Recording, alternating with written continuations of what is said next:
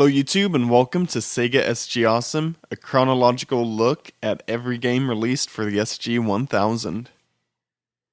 And in this episode we start to see things slowly change for Sega and the SG-1000's lineup. Up until now, most of the games have really seemed like a Generation 2 console, something akin to something on the ColecoVision, Atari 2600, or Intellivision, and not really measuring up to Nintendo's standards on the Famicom. Well, today that kind of changes. Today we look at Starjacker, which is a 10th game released. Starjacker, on the surface and even a little bit deeper, is pretty much a clone of Xevious. This was a kind of point in the time of shooters where things were kind of transitioning from the Taito, Space Invaders, and Galaga games to the much more side-scrolling vertical shooters started by Xevious. Starjacker takes quite a bit from Xevious, from the scrolling background and attacking ships in the air, in addition to also having bombs that will attack things on the ground. Where Starjacker differs and kind of adds its own twist to the formula is every one of your lives is on the screen at once. This being very much a double-edged sword. The more ships that you have, or the more lives that you have, the more firepower that you have. Each one of your ships shoots. But at the same time, it also essentially increases your hitbox. This makes it a lot more difficult to dodge attacks. Now, Starjacker as a game itself was there to capitalize on kind of multiple facets of popular culture at that time. At this time in gaming, shooters were pretty big. Each manufacturer seemed to have their own version of a shooter, and Xevious being kind of the next big thing, Sega was there to capitalize on it. Not only that, but it definitely capitalized on Star Wars. Now, that movie franchise left its mark on gaming quite a bit in that era, and even now still has quite a huge mark. But this game definitely really gets into it. Basically what you're doing is you're flying through space, going to attack the enemy base, which is essentially a Death Star, and you're attacking it through basically this trench. You have your fighter pilots, your wingmen behind you. It's essentially a Death Star, except at the end, instead of shooting those photon cannons, what you're actually doing is just taking down one enemy, or if you defeat him fast enough, you're actually warped through the rest of the stage, and you just kind of start the round over again. But ultimately, those are two good things to kind of imitate and capitalize on. Star Wars is a great movie franchise, and Xevious is a really great game. Combined, they make Starjacker, which is another fantastic game. I think shooter fans might get a kick out of having all of your lives out on the screen at once.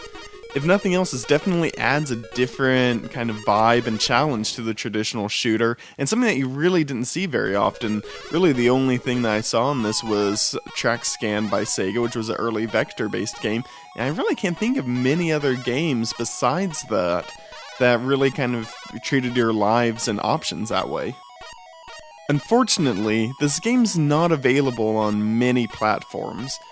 The SG-1000 was really the only home port of the game up until the mid-90s, whenever the Sega Ages collection came out on the Sega Saturn in Japan. I'm going to let the title screen play just for a little bit, just so you can take in something that's quite unusual for an SG-1000 game, at least at this point, and that's music.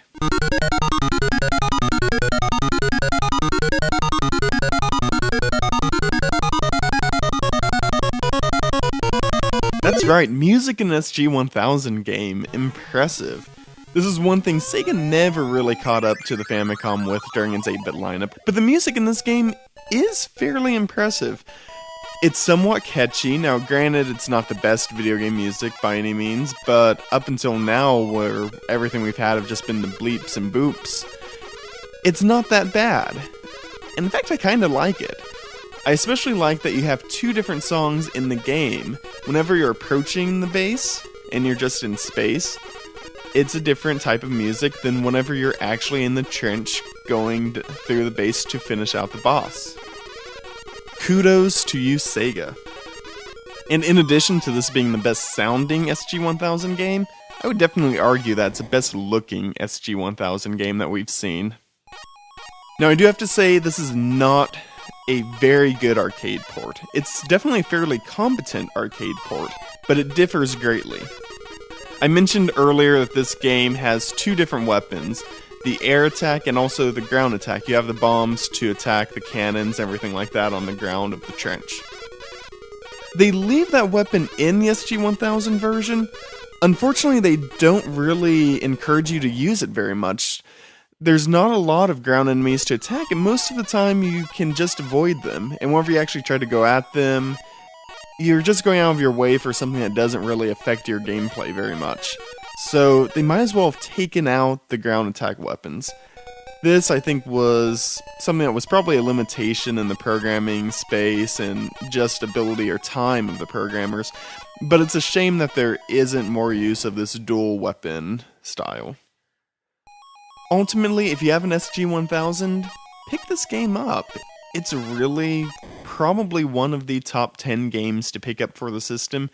It's a fantastic game, one of the most modern games that we've seen. It definitely feels like a mid-80s game or an early 80s arcade game.